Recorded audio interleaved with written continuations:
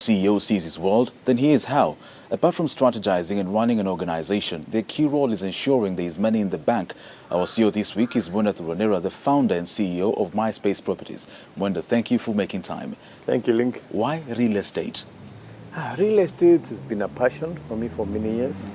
Actually, as a young boy, I used to volunteer at the sites where people are building, to carry some stones. It's always fascinated me. Did you study real estate?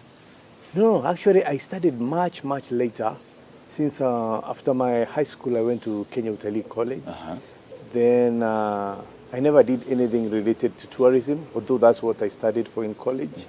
Then I went to the US, where I did, actually I did some manual work. I worked in a construction site, and I got to learn, I was intimate with the construction industry, real estate industry. But then with time, I got to want to improve myself.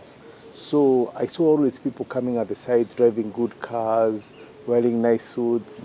And I was interested, what do they do? How do they do it? And I got myself to learn what they do and how they did it. So I went into it fully, 100%. I did a course in real estate. You know, there to be a realtor, you have to be satisfied. You have to be trained. That's you just don't wake up like in Kenya and become an agent or a realtor. You have to be trained. Some may wonder, for you to venture into real estate, it seems like a huge task. Where did you get the money to start your real estate company? Of course, it's not a huge task, as people say. Real estate is actually one of the easiest business to get into. How? For example, here in Kenya, you see, there are no many requirements. Of course, which should be there, requirements as a realtor to be satisfied to practice real estate. So here you can wake up in the morning and just when you overhear somebody is looking for a house, just go around the estate to look for that house. Then agree on the commission with the owner of the house. Then bring that guy to rent the house. And just like that, you're in real estate? Yeah, in real estate. That's how many people get into it. What are some of your biggest projects? Projects, of course, we have been involved in so many projects, but of course, we have not done. The big project is the next project. Is the next project. So right now, what's really exciting for us is the Minimals project. Like there's one we are doing on Langata Road here in Karen. And that's very exciting for me since we are doing multiple projects, one after the other, where we have a petrol station, a supermarket, and other shops like restaurants like Java, Art Cafe, and other big brands like those ones. And which we'll be replicating, we'll be doing 50 of them in the next 10 years or so, inshallah, God willing. When you start dealing in land, are you into real estate already? Yes. Anything to do with the land and anything above it, that's real estate. Let's talk about affordable housing. Yes. The government wanted to achieve 500,000 units, I think annually. And Kenya maybe has a deficit of 500,000 units annually. Yes. Will the government be able to achieve this by the end of 2022? No, of course, that's a pipe dream. It can't work. You think it's a pipe dream? Yes, of course. Why? You see, the building sector should be run by the private. It's called what? Private sector. Yes. Of course, a government cannot build even 10,000 units per year. It's almost impossible. But if it's given to the private sector, of course, the private sector, all they need is number one is the finances and affordable land. When they have those two things, they can be building day and night. Are you saying that if people can get mortgages, if people can get affordable mortgage, since you know real estate is high capital intensive business. Yes. So you'll need to have a lot of money to own real estate. And it's hard to get somebody who has in the bank just 1 million, 2 million, just laying just like that. So it's something we need to structure our financing properly, especially when it comes to long-term financing like real estate. With the banks and with the government? Actually, the government should drive it. Like the mortgage industry should be able to grow. Yes. Affordable long-term mortgage.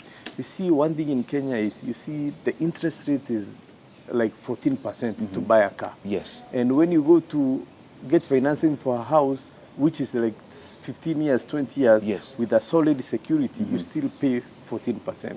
Anywhere in the world, mortgages should be single digits, like 2%, 3%, 4%. That is how it is abroad. Yes, that's the way it works worldwide, actually. That explains why we have less than 100,000 mortgages in the country. Exactly.